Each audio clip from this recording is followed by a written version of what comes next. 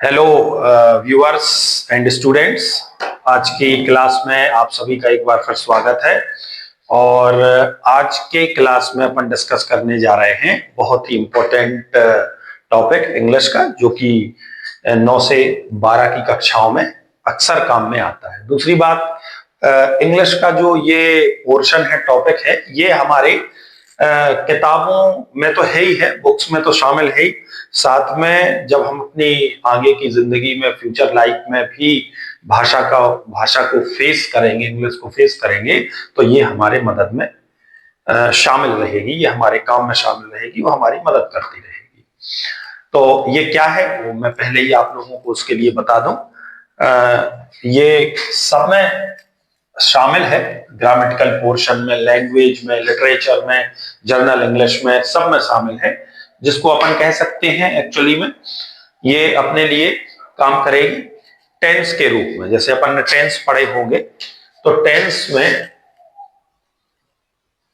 जो टेंस है, टेंस में सबसे महत्वपूर्ण चीज है और जिसमें सबसे ज्यादा कंफ्यूजन भी होता है, सबसे पहचान की सबसे ज्यादा दिक्कत होती है विद्यार्थियों को, उसको अपन सरल करने की कोशिश करते हैं।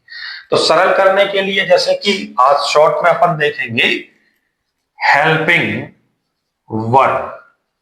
ठीक है, ये हेल्पिंग वर्ब जो है सहायक क्रियाएं कहलाती हैं। एक स्ट्रक्चर में एक मेन वर्ब होती है, एक हेल्पिंग वर्ब होती है, और हेल्पिंग वर्ब जो है वो किसकी हेल्प करती है, उसको हेल्पिंग क्यों कहा जाता है, वो सब्जेक्ट की हेल्प करती है। तो अपन एक शॉर्ट में या संक्षिप्त में ये समझने की कोशिश करते हैं, टेंस को पहचानने की कोशिश करते हैं। तो उससे अपन पहचान करते हैं किससे, मेनली हेल्पिंग वर्ब से अपन पहचान करते हैं कि ये कैसा टेंस है और इसमें क्या घटना या क्या समय चक्र चल रहा है।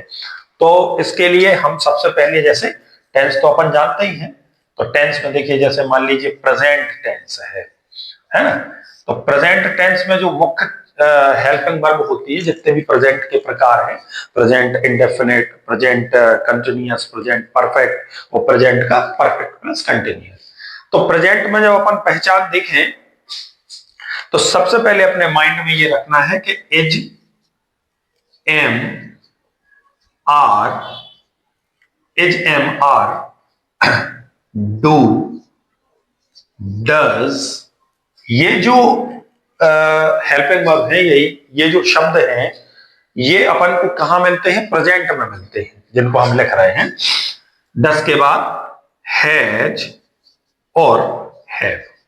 सामान्यतः ये कुछ ऐसी हेल्पिंग वर्ब्स हैं जो आपको प्रेजेंट में मिलेंगी, या इनको देखते ही आप समझ जाइएगा कि ये प्रेजेंट की पहचान करा रही हैं। जैसे इज, एम, आर, ये आपको प्रेजेंट के इंडेफिनिट में मिलती है। सॉरी, इज, एम, आर ये आपको प्रेजेंट के कंटिन्यूअस में मिलती हैं। इंडेफिनिट में मिलती है मतलब अगर पैसिव होगा तो इंडेफिनिट में, बाकी कंटिन्यूअस में मिलती है। कंटिन्यूअस में वर्ब की फोर्थ फॉर्म आईएनजी वाली फॉर्म मिलती है और इज, एम, आर मिलती है।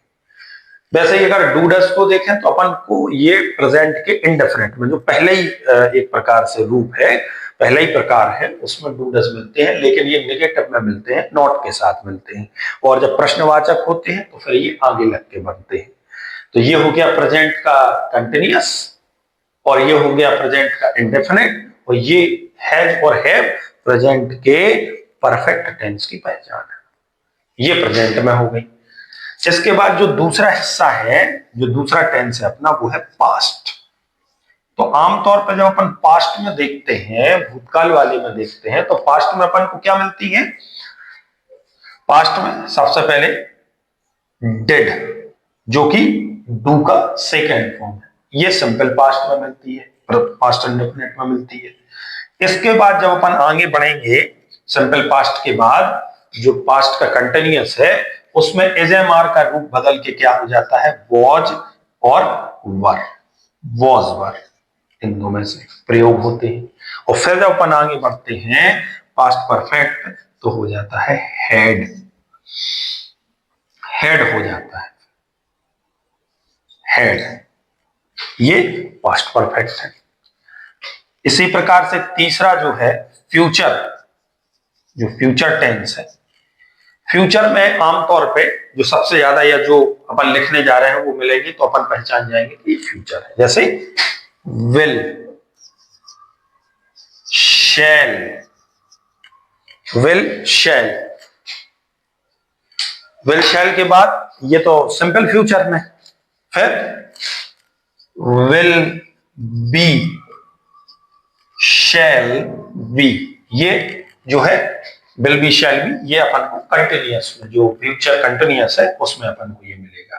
और विल हैव और शैल हैव, ये अपन को मिल जाएगा फ्यूचर के परफेक्ट टेंस में।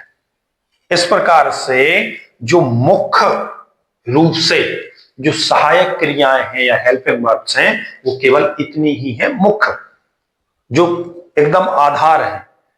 तो जब भी अपन को इसमें से कुछ मिलता है इसका मतलब प्रेजेंट टेंस, वर्तमान में कुछ नहीं कुछ बात है। इनमें से अगर कोई मिलती है इसका मतलब पास्ट में हो रहा है, वो अगर इनमें से कुछ मिलता है इसका मतलब फ्यूचर में। तो सिंपल सी बात, इनको अगर अपन ध्यान रखते हैं तो अपन को सेंटेंस समझने में बड़ी आसानी होगी और सेंटेंस के माध्यम से उस पैसेज, पैराग्राफ और लेसन को समझने में बड़ी आसानी होगी, बोलने में भी आसानी होगी। तो इसको आप सभी ध्यान रखें, इसको समझने की कोशिश करें और अगर आपके कोई अलग से क्वेश्चंस हो तो कमेंट बॉक्स में उस क्वेश्चंस को आप बता सकते हैं, अपन उसको फिर से डिस्कस कर सकते हैं। Thank you very much.